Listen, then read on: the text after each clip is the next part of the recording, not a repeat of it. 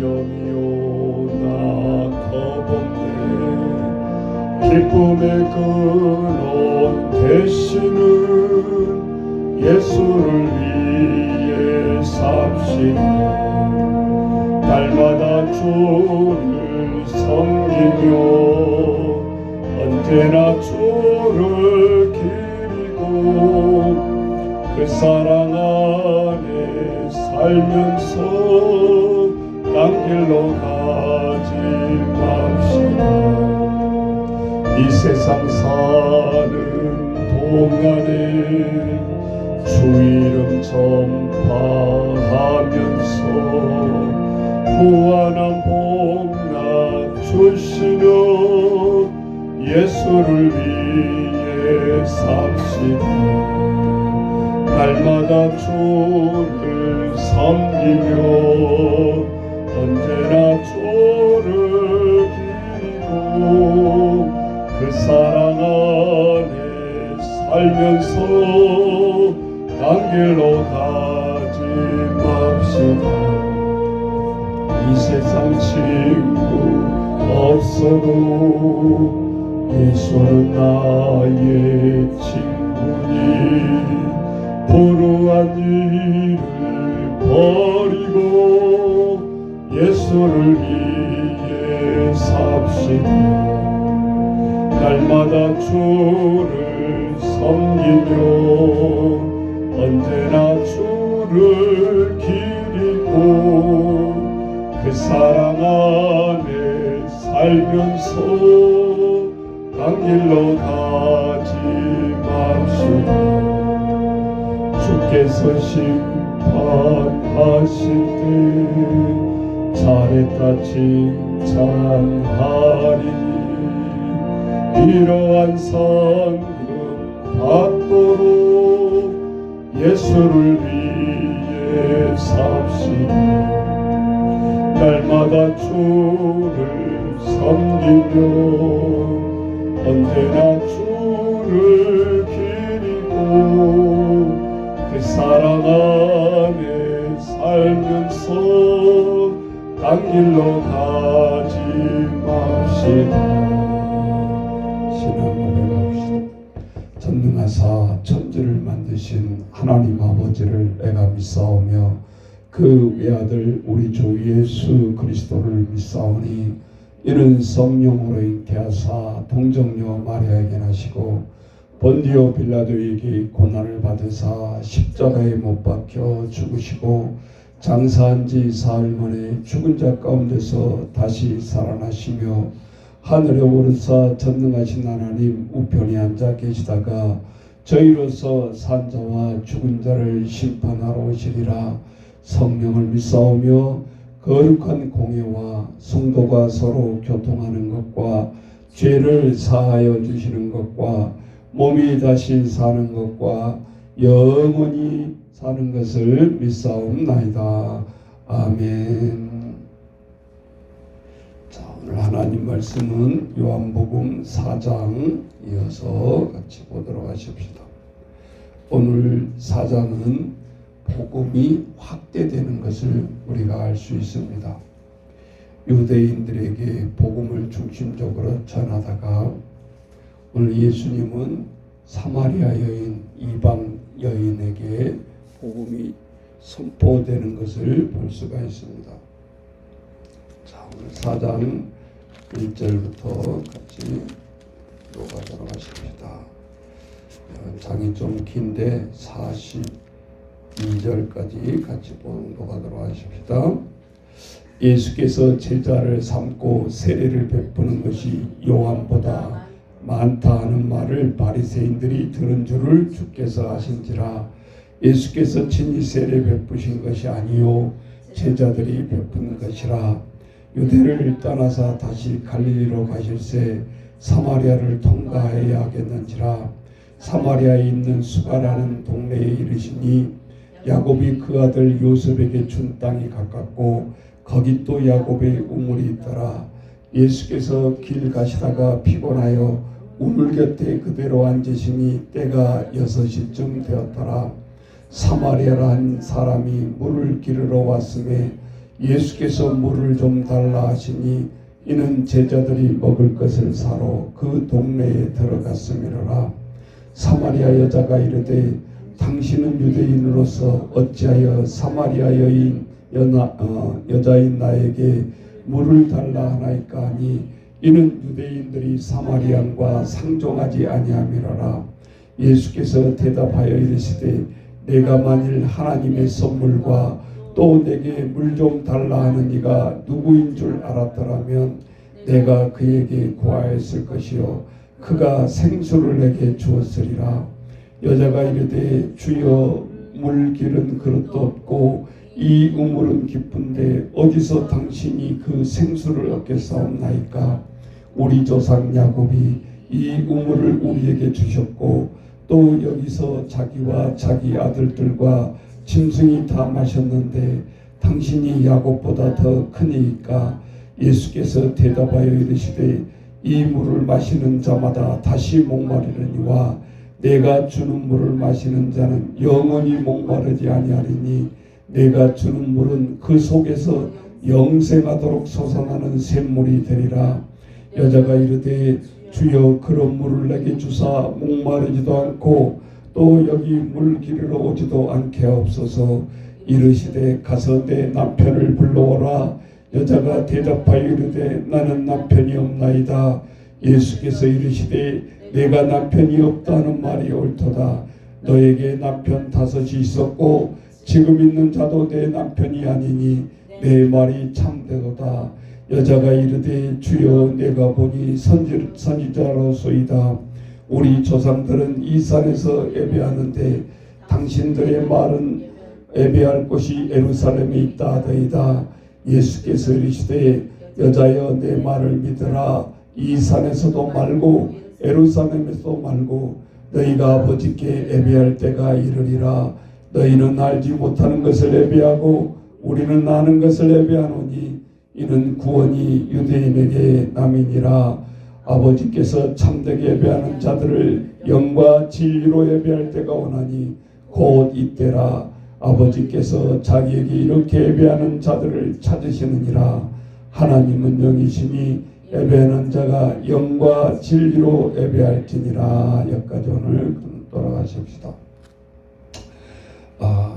오늘 3가지 큰 주제가 흐르고 있습니다.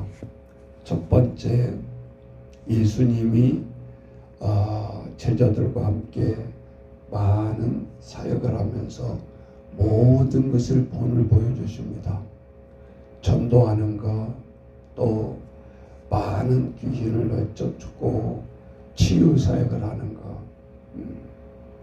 요즘 따라 주변에 많은 사람이 암 투병하는 사람들이 주변에 많이 있고 또 그런 병의 고통 때문에 시달리는 또 예수 믿는 사람들도 외가 아니다. 어떻게 보면 우리는 상당히 질병에 대한 것을 하나님의 죄로 여긴다. 하나님의 어떤 큰 벌로 여기는 그런 경향이 있죠. 그런데 요즘은 뭐 암이라든지 더한 병들도 사실은 서양 같은 경우는 너무나 당연한 걸로 여기고 서로 공개를 하면서 기도를 해달라고 그런 것이 우리 동양하고 조금 다른 점이 있어요. 우리는 막 병을 숨기지 않아요. 부끄러운 줄 알고 막 이웃에게 쉬쉬쉬하면서 오늘 내일 죽을 줄 알면서도 그것을 오픈을 못하는 경우가 아주 친한 친척이나 가족 외에는 잘 안 알린다 그 말이죠. 사마리아 여인이 여기서 또 하나 흐르고 있는 것이 인생의 굉장한 아픔을 가지고 있는 여자예요. 예수님이 그 이방인 여인을 봤을 때 정말 심통하게 깨뚫어 보고 있다라는 거예요. 우리가 예수 앞에 나와서 교회에서 아무리 속이려고 해도 주님 앞에 나오면 모든 것이 벌거숭이처럼 앞에 나와서 회개하고 주님 앞에 주님은 예배하며 기도하기를 원하는데 우리는 그것조차도 숨기면서 액세서리로 예수를 믿으려고 한다. 그리고 대접받으려고 한다. 우리가 늘 그런 것을 우리도 모르게 볼 수 있어요. 자, 요한복음 4장에 보면 그것이 들통이 나는 사건이죠. 자, 갑자기 예수님이 목말라서 물을 한 잔 달라고 여긴 것이, 예수님은 물도 물론 목이 말라서 달라는 것도 있었지만 이 여인에게 진정으로 다가가는 목적이 있었다라는 것을 우리가 알 수 있죠. 왜냐하면 내가 지금 당장 앞에서 물을 달라는 물도 중요하겠지만 이 말을 빠뜨리지 않고 분명히 하고 있잖아요. 자, 13절로 먼저 가보시면 예수께서 대답하여 이르시되 이 물을 마시는 자마다 뭐라고 그랬어요? 다시 목마른다. 때가 되고 인간이 시간이 흐름에 따라 하루에 물을 7잔을 마셔야 된다고 그러잖아요. 우리 몸이 물이니까 물을 안 마시면 병이 생기는 거예요. 그런데 주변에 보니까 투병을 깊게 하고 그런 사람은 물조차 속에서 받질 않아요. 그것이 몸이 망가져 있다라는 소리예요. 우리 몸은 물이기 때문에 90% 이상이 물이기 때문에 당연히 물을 마셔야 되는데 물을 속에서 받지 않는다라는 거죠. 그것은 이미 인간이기를 거절하고 있다라는 거예요. 이미 정상적인 몸이 아니라는 거죠. 그래서 당연히 물을 마셔줘야 되는 거죠. 예수님도 하나님의 아들로 이 땅에 오셨지만 인성으로 태어나셨기 때문에, 마리아의 성령 잉태로 태어났기 때문에, 인간과 똑같이 태어났기 때문에 하나님의 아들이라고 우리는 착각할 수 있어요. 예수님 목도 안 마르고 배도 안 고프고 슬프지도 않고 기쁘지도 않고 그렇다라고 생각한다는 거예요. 성경에서는 신비적인 인물로 우리가 보기 쉽다 이 말이죠. 그런데 그것은 빌립보서 2장에서 우리처럼 하나님과 동등됨을 취하지 아니할 때는 이미 틀린 거예요. 이 땅에 오시기로 작정할 때는 인간의 몸으로 오시는 거지 하나님의 신비적인 하나님의 그 신적인 것으로만 우리는 생각하기 쉽다. 우리만 그랬는가? 아니다. 종교개혁 1600년대부터 하나님은 인성도 가지고 계시고 신성도 가지고 계신다. 이것과 그렇지 않으면 예수님은 부활하셨는데 그 부활은 육체적인 부활이 아니라 신비적인 그 영적인 부활이다. 그 이론으로 500년 이상을 쌓아온 거예요. 그 신적인 그 요소 때문에. 그래서 예수님의 부활은 어떻게 육체적인 부활이냐? 그거는 영적인 부활이다. 많은 종교가들이, 많은 철학자들이 여기에서 부딪히고 꼬꾸라지는 거예요. 자기들이 상상했던 그 신들은 다 영적인 신들이라는 거예요. 그러니까 실제적으로 하나님의 말씀에 거기서 꼬꾸라지는 거예요. 나 외에는 구원이 없다. 다른 이로서는 사도행전에 보면 구원을 얻을 수 없다. 다른 이로서는 하나님께 올 자가 없다. 분명히 우리에게 독선적인 것 같지만 우리에게 말씀해 주고 있잖아요. 그런데 오늘 예수님이 여기서 가볍게 이야기한 것 같지만 14절에 진리의 말씀을 이 이방 여인에게 얘기하는 거예요. 뭐라고? 내가 주는 물을 마시는 자는 영원히 목마르지 아니한다. 너가 살았을 때 목마르지 않다. 그런 소리가 아니잖아요. 여기는 진리의 샘물이라는 것을 알 수가 있죠. 어떤 누구도 흉내내지 못한 영원히 목마르지 아니한다. 내가 주는 물은 그 속에서 영생이 솟아나는 샘물이 된다. 그런데 여기 진리에 이르기까지 이 사마리아 여인은 무슨 생각을 하고 있는가? 사마리아인에게 물 한 잔 달라고 그랬더니 예수님이 너 내가 지금 물 주는 사람이 누구인지 진짜 안다라고 하면 뭐라고 그러고 있어요? 자, 10절로 가보세요. 예수께서 대답하여 이르시되 내가 만일 하나님의 선물 또 내게 물 좀 달라는 이가 누구인 줄 알았더라면 내가 그에게 구하였을 것이요 그가 생수를 내게 주었으리라. 그러니까 여자는 어디까지가 한계냐? 구약의 야곱이며 이삭이며 우물 파서 싸우는 장면이 나오잖아요. 우리가 창세기 읽어보면. 그래서 우물을 파다가 그걸 달라고 그거는 우리의 우물이야 그러면 양보하고 또 가서 우물을 파고 또 달라고 그러면 또 가서 파고 그 야곱의 동네 우물처럼 여겼던 그걸 이야기를 하고 있는 거예요. 그러니까 창세기를 지금 모르면 이 말을 이해가 안 되는 거죠. 그래서 12절을 보세요. 우리 조상 야곱이 이 우물을 우리에게 주셨다. 정통적인 그 우물을 얘기하고 있는 거예요 지금. 또 여기서 자기와 자기 아들들과 누구까지 짐승까지 다 마셨는데 당신이 야곱보다 더 큰 사람입니까? 그게 육체의 인간의 한계를 뛰어넘지 못하고 있는 거예요. 정통적인 그 야곱, 신약 시대에도 그 야곱의 전통을 위대하다라고 여기고 있었다 그 말이죠. 그런데 그 우물마저도 평상시에 자유롭게 나올 수 있는 우물가가 아니었던 거예요. 왜 그랬을까요? 왜 그랬어요? 왜 이 여인이 남들과 똑같이 필요할 때 우물가에 나오지 못했을까요? 네?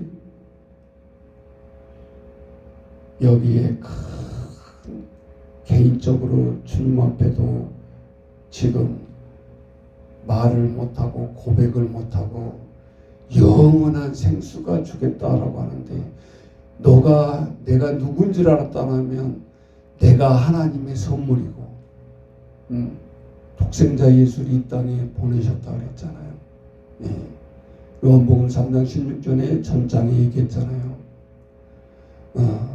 하나님이 세상을 이처럼 사랑하사 독생자를 주셨으니 이는 저를 믿는 자마다 영생을 얻게 하려 하심이라.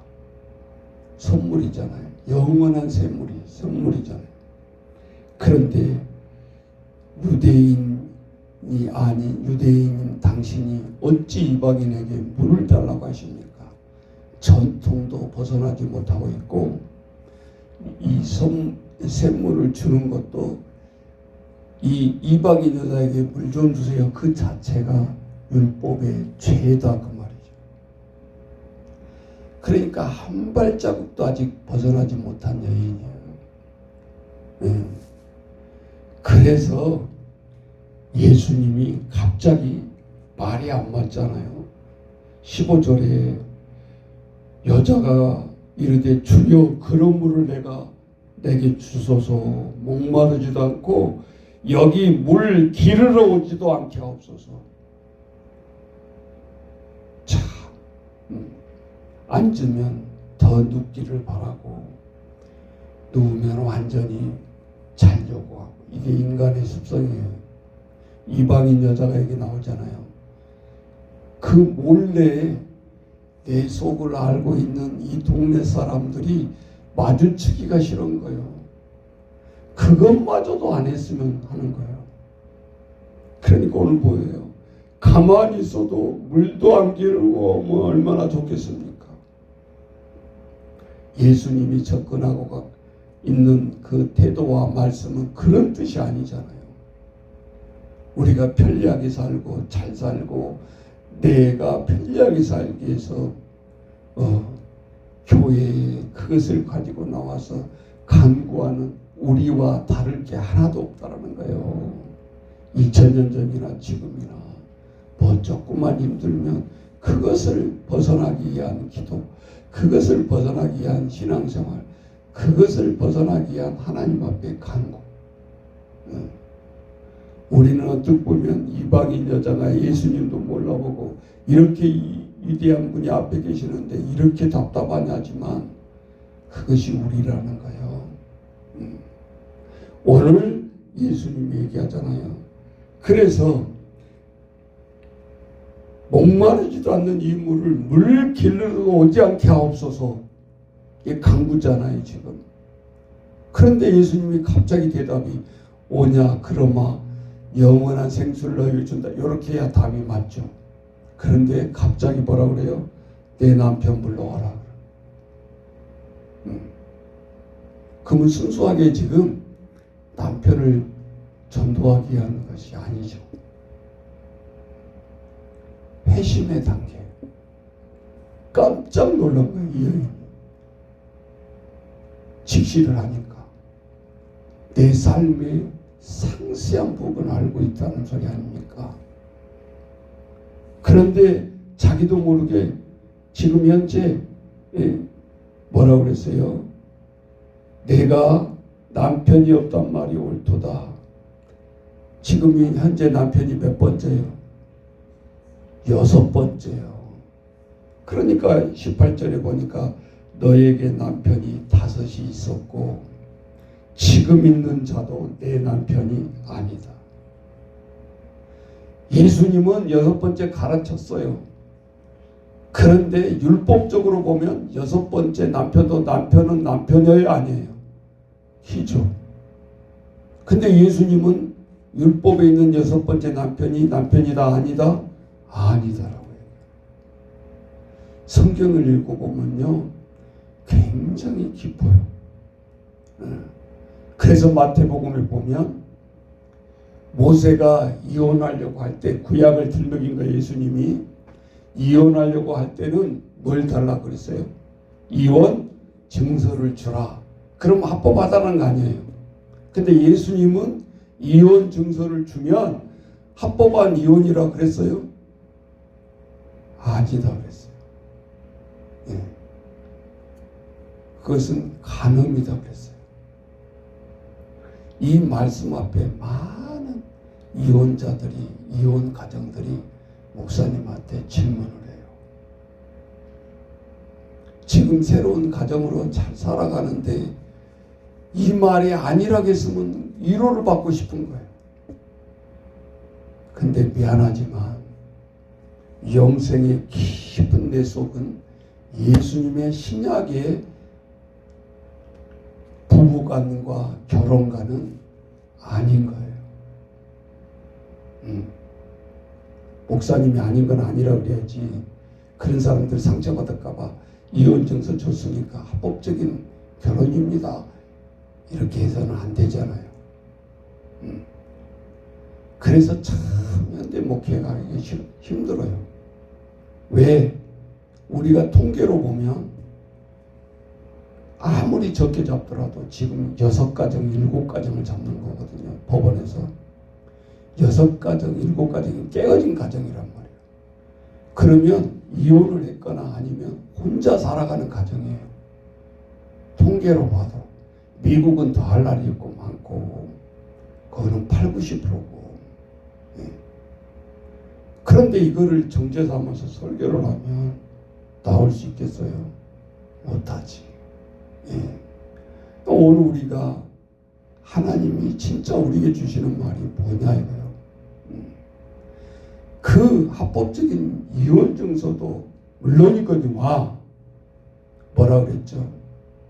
너희들은 내가 행동적으로 다른 여자를 간음 안 하면 간음이 아니라고 생각하는데 마태복음에서는 이렇게 얘기하잖아요. 이미 다른 여자를 보고 음욕을 품은 자는 뭐라고 했어요? 이미 간음을 했다라고 얘기합니다. 여기 앞에 해당되지 않는 사람이 누가 있겠냐는 거예요. 인생에.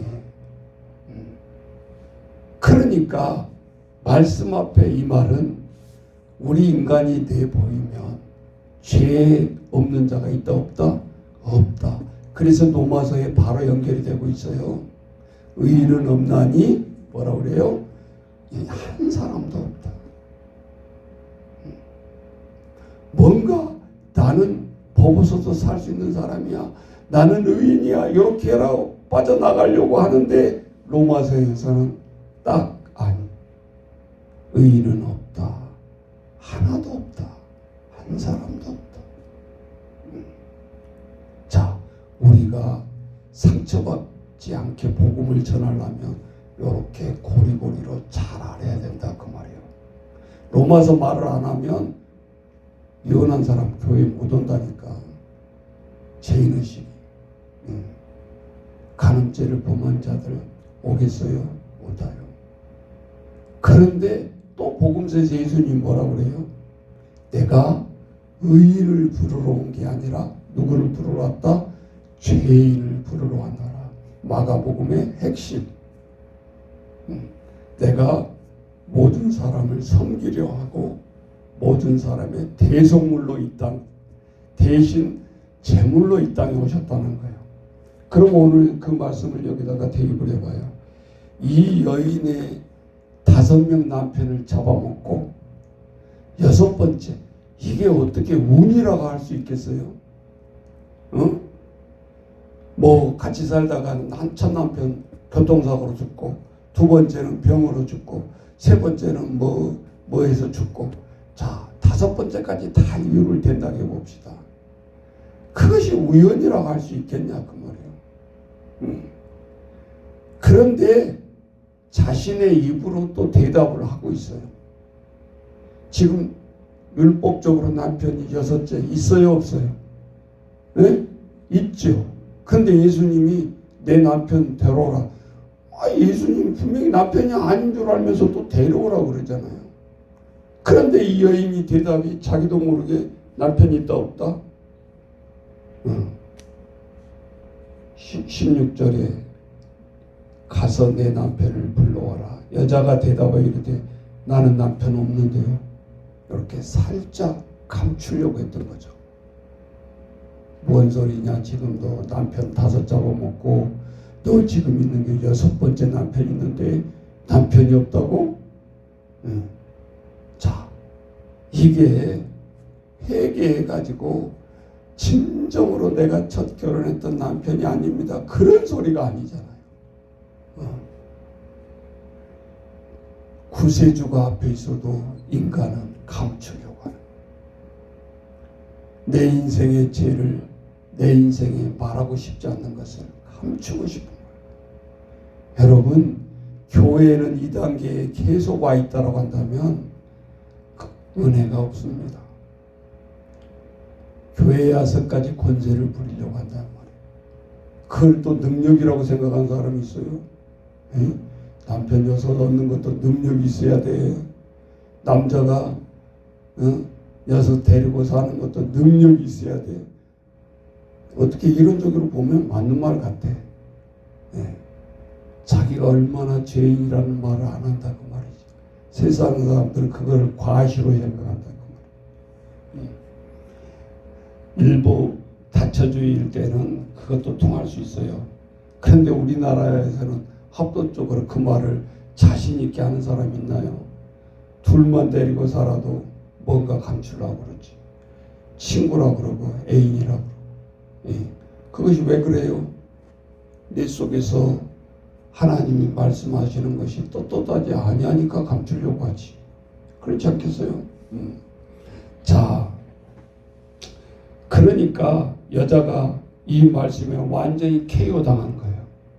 더 이상 이 사람 앞에서는 감출 수가 없는 거예요. 뭐라고 그래요? 그러니까 처음에는 이방 여인으로서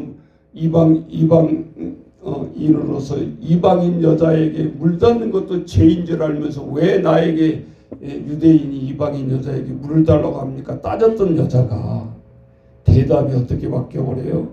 19절 여자가 이르되 주여 내 인생의 주여 내가 보니 뭐다? 선지자입니다. 죄인으로 여기는 게 아니라 이제는 눈이 팍 열리는 거예요. 영안이 열리는 거예요.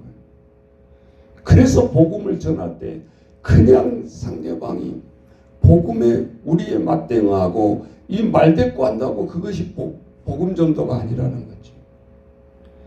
핵심이 나올 때까지 전해야 된다라는 거예요. 그러려면 우리가 복음의 핵심을 정확하게 알고 있어야 된다. 네. 아, 저기서 도저히 안 되겠네. 저 사람 까다로워서 안 되겠네. 영 예수를 완전히 안티라 안 되겠네. 그게 아니야. 이 여인을 보라고요. 안티가 아니라 아예 위법이라고 생각하고 물 한 잔 달라고 복음 전도가 아니라 말도 못 걸게 처음에는 그걸 따지고 들었던 여인인데 대답이 뭐예요? 내 인생의 주인이여 당신은 선지자입니다. 당신이 야곱의 우물보다 더 위대한 사람입니까? 라고 구약의 야곱의 우물을 빗대었던 여인이 인생의 주인이 된다 그 말이죠. 그래서 우리가 28절 이하에 안 읽었지만 28절에 보세요. 먼저 여자가 자기가 지금 물길로 오는 게 목적이잖아요. 인생에. 예. 그런데 28절에 뭐라고 그랬어요? 여자가 물동이를 버려두고 동네에 들어가서 사람들에게 이르되 와 보라. 참 복음을 만났을 때 내가 오늘 해야 될 일이 중요하고 귀한 일이야. 물이 없으면 살 수 없잖아요. 얼마나 귀한 일이에요.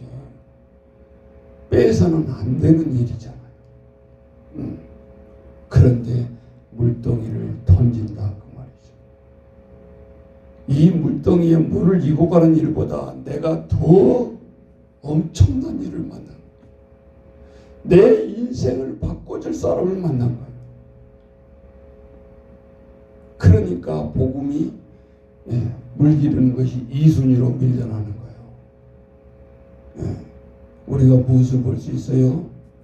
기도가 얼마나 우리가 위기를 당하고 있냐에 따라서 그 사람의 기도가 깊어질 수 있다는 거예요. 그래서 때로는 계속해서 사도 바울 서신에서 부르짖고 있는 거 있죠. 그 다른 일도 아니고 밥을 못 먹어가면서 감옥에 갇혀가면서 50대 하나 감한매를 5번을 맞아가면서 첫 죽음을 당하면서 뭐를 하는 거예요? 지금 사도 바울이 복음을 전하는 거잖아요. 그런데 왜 그거를 포기를 안 해요? 자기가 예수 믿는 사람을 핍박하고 죄인 중에 괴수였다라는 것을 깨달은 순간 다 이순이다 말이죠.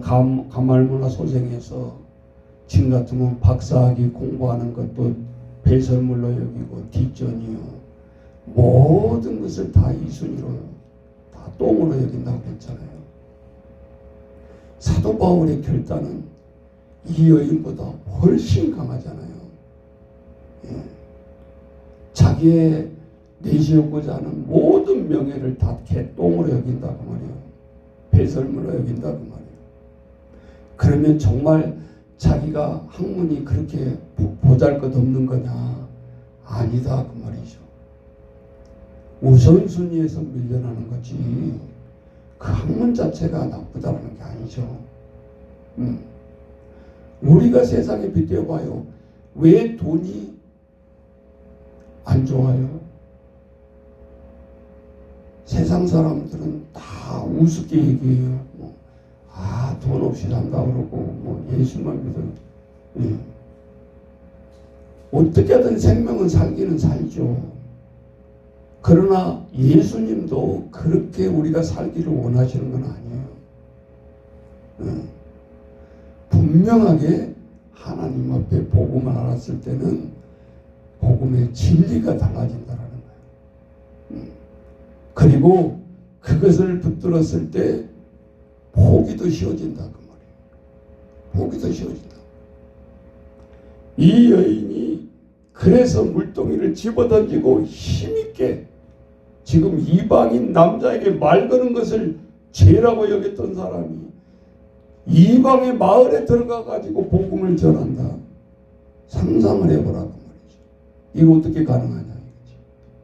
그것도 몰래 정오에 아무도 물기로 한 사람이 없을 때 몰래 마주치기 싫으니까 다른 사람하고 얘기를 해야 되니까 그 정오에 나왔던 거죠.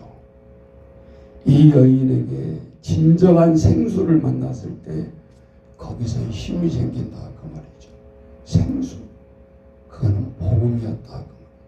왜 예수님이 이 땅에 오셨는지 이거를 생략이 될 수도 있어요. 이 복음서에서 핵심만 지금 쓰여져 있는데 어찌 이 말만 꼭 그대로 했겠냐 예수님이.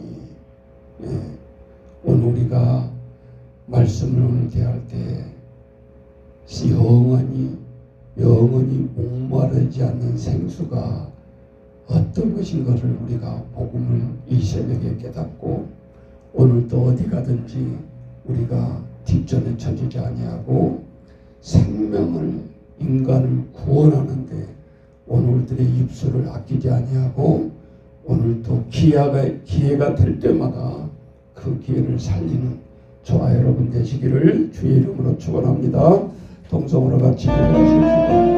하나님 아버지, 오늘 이방인 여인이 참 부끄러운 삶을 살다가 영원한 목마르지 않는 생수이신 예수 그리스도를 만나고 오늘도 마음이 저들은 생명이 주체할 수 없는 감격과 기쁨의 물동이를 던져버리고 하나님의 복음을 전하기 위해서 일단 와보라. 내가 영원한 생수를 만난다. 오늘도 복음을 증가하는 이방 여인의 삶처럼 우리가 살아가는 저희들 되게 도와주옵소서. 만날 흔한 것처럼 피상적으로 여기고 가능이 없고 미지근하게 우리가 신앙생활하지 않게 하시고 아버지여 오늘도 우리의 인생에 언제 우리를 부르실지 모르지만 유한한 가운데 참 귀한 시간들이 흘러가고 있습니다. 오늘 우리들이 돈은 세면 돈이 아까운 줄 알면서도 우리의 인생에 내 인생의 시간이 얼마나 더 물질보다 중요하다는 것을 깨닫는 저희들 되게 하시고 그 시간이 주어졌을 때 오늘 주님 앞에 갔을 때 우리는 할 말이 있어야 되지 않겠습니까?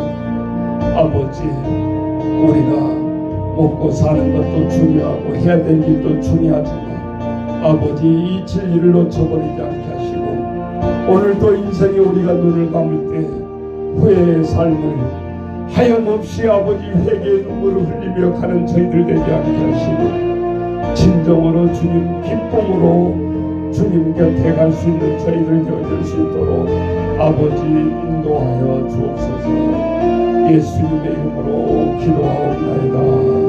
아멘.